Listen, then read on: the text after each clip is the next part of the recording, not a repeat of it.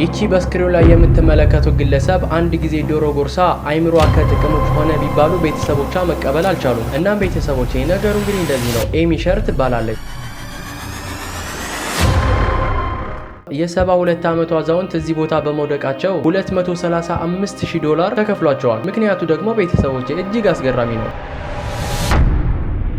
የማንም እናት እንደዚህ ተርባ ማየት አንፈልግም። አያታችንን ብትሆን ጭምር በዚህ ልክ ረሃብ አጎሳቁሏቸው ዳቦ እንኳን ካዩ ቀናቶች ወራቶች ያለፋቸው እስኪመስሉ ድረስ እናም እዚህ ላይ ሲንሰፈሰፉ ማየት እጅግ በጣም ያስከፋናል፣ ደስ አይለንም። እናም ይህ ክስተት የተከሰተው በሀገረ ራሽያና ዩክሬን አዋሳኝ ድንበር ላይ ነው። ምክንያቱ ደግሞ ጦርነት።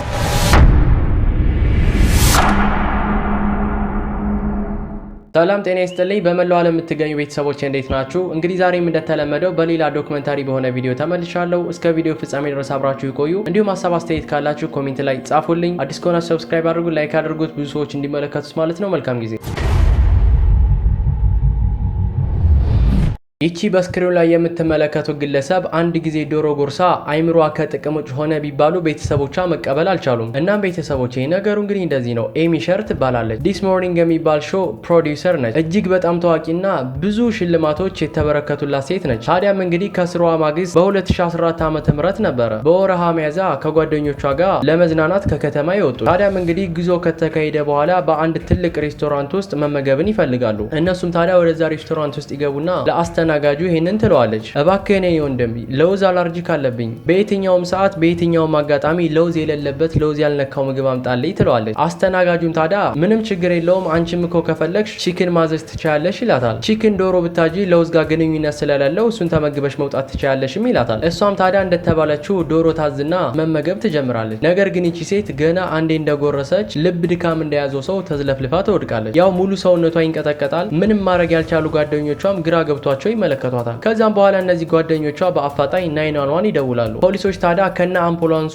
ለመድረስ የፈጀባቸው ሰዓት 9 ደቂቃ ብቻ ነበር። ታዲያም እንግዲህ ሲደርሱ ኤሚን አግኝተዋታል፣ ደርሰውላታል። ነገር ግን እንደ በፊቱ ጎበዝ ታታሪና ተንቀሳቃሽ አሸላሚ ፕሮዲውሰር ሁና አይደለም ያገኟት። ፓራላይዝድ ሁና አይምሮዋ ከጥቅም ውጭ ሆኖ ኮማ ውስጥ ገብታ ራሷን ስታ ነበረ። ግራ በመጋባትም እንግዲህ ወደ ሆስፒታል ይወስዷታል። ኤሚም እንግዲህ ከዛች ቀን ጀምሮ አይምሮዋ ማዘዝ አቁሞ ሙሉ ሰውነቷ ቀጥ እንዳለ አለ። አካል ጉዳተኛም ለመሆን በቅታለች። ታዲያም ጉዳዩ ሲጣራም ለመመገብ የተሞከረው ማለትም ዶሮ በለውዝ የተጠበሰ ነበረ። ይሄ ሁላ ሲፈጠር ግን ማንም አልገመተም። ታዲያም እንግዲህ እቺ ሴት የቀድሞ ፕሮግራሟ ላይ ቀርባ አብረዋ ከሚሰሩ ጓደኞቿ ጋር ኢንተርቪውን አድርጋ ነበረ። እሷን የሚያውቁ እሷን የሚወዷት በእንባ ኢንተርቪውን ሲከታተሉ ነበር። እሷም ታዲያ ይህንን ትላለች። አስጠንቅቄው ነበረ ብዙ ነገሮችን ብለውም አልሰማኝም እያለች በምልክት ታስረዳለች። አብራት የምትሰራ ጓደኛዋ ደግሞ የምትለው ትክክል ነው ወይንስ ትክክል አይደለም የሚለውን ነገር አይኗን እያየች ታነብላን ነበር። እና ለማንኛውም እንግዲህ እቺ ሴት በመጨረሻም እንደዚህ ሆና እንድትኖር አስተናጋጅ ፈርዶባታል ማለት ነው። ወደ ሁለተኛው ዶክመንታሪ ቪዲዮአችን አለፍኩኝ።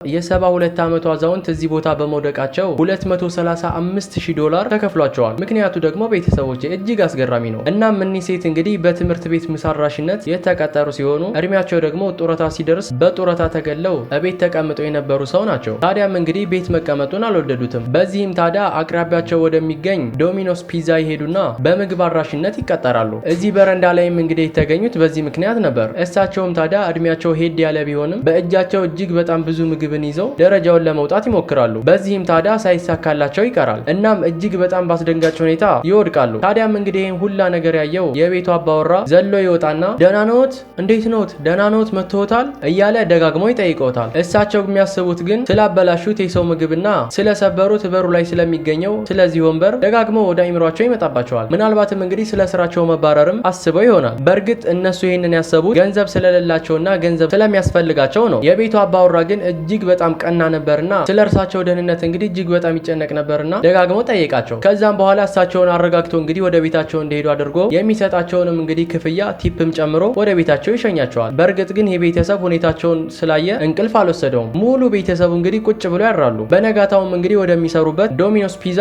መሄድ ግድ ይላቸዋል። ታዲያም እንግዲህ ይህም አባወራ ልጁን ይዞ ወደ እሳቸው ይሄዳል። እሳቸውም ታዲያ ቢሮ ላይ ባዩት ነገር እጅግ ይደነግጣሉ። ከህፃኗ ልጅ እንግዲህ አበባ ተቀብለው እርሳቸው ምን እግር ጣላችሁ ብለው ጥያቄ ያቀርባሉ። ያው ምክንያቱ ደግሞ ሪፖርት የሚያደርጉባቸው ስለመሰላቸው። የለም እርሶ ያደረጉት ነገር እጅግ በጣም ትልቅ ነው፣ ለአገልግሎቶም እንግዲህ የተከፈሉት ነገር ምንም ነገር እንደሌለ ይሰማኛል። ስለዚህም አንድ ነገርን አስበናል ባለቤት ትላለች። ታዲያም እንግዲህ እሳቸው ሲወድቁበት የነበረውን ቪዲዮ ቀርተው ነበርና የቤታቸው ሴኩሪቲ ካሜራ ቀርቶት ነበርና ወደ ሶሻል ሚዲያ አጋርታ እባካችሁ ጥረታቸው ያልተከፈላቸው አገልግሎት ዘመናቸውን ጨርሰው እቤት ተቀምጠው ያሉ ነገር ግን ለአገልግሎታቸው ያልከፈልናቸው አንዲት ጠንካራ እናት አሉ፣ እባካችሁ የምናደርገውን ነገር እናድርግ ብላ ሶሻል ሚዲያዋ ላይ ፖስት ታደርጋለች። ከዛም በኋላ ሰዎች እንግዲህ ተሰባስበው ጎፈንድሚ ይከፍቱላቸዋል። ከዚህም በኋላ ታዲያ $235,000 ለእነዚህ ጠንካራ እናት ተሰብስቦ ይሰጣቸዋል። ከዛም በኋላ እንግዲህ ይህንንም ብር እባክዎ ይሄ ብር ለእርስዎ ነው የሚገባዎት፣ ይሄ እስካሁን ድረስ ጠንክረው ሲያገለግሉበት ለነበረው ተግባሮ ይገባዎታል፣ እንደውም ይህ ያንስብዎታል ብለው ይህ ቀና ቤተሰብ እንግዲህ ባዘጋጀው ጎፈንድሚ $235,000 እንዲሰጣቸው ሆኗል። እና ለማንኛውም የቤታቸው ሴኩሪቲ ካሜራ በቀረጸው በአንድ ቪዲዮ ብቻ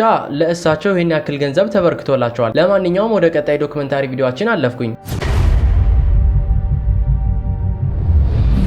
የማንም እናት እንደዚህ ተርባ ማየት አንፈልግም። አያታችንን ብትሆን ጭምር በዚህ ልክ ረሃብ አጎሳቁላቸው ዳቦ እንኳን ካዩ ቀናቶች ወራቶች ያለፋቸው እስኪመስሉ ድረስ እናም እዚህ ላይ ሲንሰፈሰፉ ማየት እጅግ በጣም ያስከፋናል፣ ደስ አይለንም። እናም ይህ ክስተት የተከሰተው በሀገረ ራሽያና ዩክሬን አዋሳኝ ድንበር ላይ ነው። ምክንያቱ ደግሞ ጦርነት። እኒህ እናት እንግዲህ ከተጎሳቆሉ ቀናት አልፏቸዋል። ምግብም እንግዲህ አፋቸው ከገባ እንዲሁ ቀናቶች ተቆጥረዋል። እጅግ በጣም በረሃብ በመጎሳቆል እንዲሁም በሰቀቀን ውስጥ ነው ያሉት። ታዲያም አንድ ወታደር ወደ አጠገባቸው ይጠጋል። ይህንንም ዳቦ በዚህ መልኩ ያቀብላቸዋል። እርሳቸውም ታዲያ እጃቸው እየተንቀጠቀጡ መያዝ እስከሚያቅታቸው ድረስ በስጋት እያዩት ዳቦውን ይቀበላሉ። ያሉበትን ቦታ ለምን እንደዚህ እንደሆኑም ሁሉንም ነገር ያስረዳሉ። ሁሌም ቢሆን ግን መልስና ንግግራቸው አንድና አንድ ነገር ብቻ ነበረ፣ ጦርነት ጦርነት ጦርነት። ለዚህ ሁላ ነገር የዳረገኝ ጦርነት ነው፣ አንተን ግን አመሰግናለሁ የሚሉ ቃላቶችን ደጋግመው ይናገራሉ። እና ለማንኛውም እንግዲህ በአንድ አጋጣሚ የተቀረጸ ቪዲዮ ቢሆንም ይህ ቀና ልብ ያለው እንግዲህ ወታደር ለእሳቸው በዚህ መልኩ ዳቦ ሰጥቷቸዋል። ለማንኛውም እንግዲህ በዛ በጦርነት መሃል ይህ ወታደር ልብ ቀና ስለነበረ ለእነዚህ እናት ዳቦ እየሰጣቸው እንደዚህ አይነት ቪዲዮ ማውጣት ችሏል። እነሆ ይህን ቪዲዮ እንግዲህ ብዙ ሰዎች አይተውት አጀብ አስብሏቸው ስለነበረ እኔም ለእናንተ ላሳያችሁ ብዬ ነው። ለማንኛውም የዛሬው ፕሮግራማችን ይሄን ይመስል ነበር። በቀጣይ በአሪፍ ፕሮግራም እንገናኛለን። እስከዛ ድረስ ግን አሪፍና መልካም ጊዜ ተመኘው። መልካም ቀን ይሁንላችሁ። መልካም ቀን